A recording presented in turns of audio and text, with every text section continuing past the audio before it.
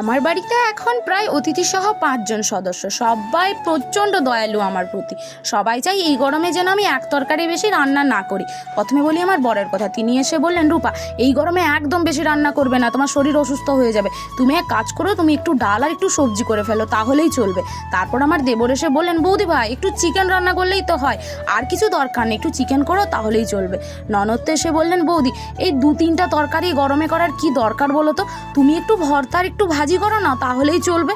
কি বলি, আমার ননদ জামাইয়ের কথা, ২ দিন হলো টাইফয়েডে ভুগছে, মুখটা একদম সয়ে গেছে, কিচ্ছু খেতে পারছে না। তিনি এসে বললেন, বৌদি, আমার জন্য কিচ্ছু করার দরকার নেই গরমে, শুধু আমার জন্য একটু সাবুর পায়েস করো না। সত্যি প্রচণ্ড দয়ালু আমার প্রতি। আমরা কিন্তু এক তরকারি রান্না করেছি, জানেন তো। ওখানে হতে পারে চিকেন কষা আছে, সঙ্গে আছে সাবুর পায়েস, সঙ্গে ডাল, ভাজি, ভর্তা। কত ভালোবাসে বলুন তো আমায়। এই গরমে আমাকে এক তরকারি বেশি রান্না করতেই দিল না।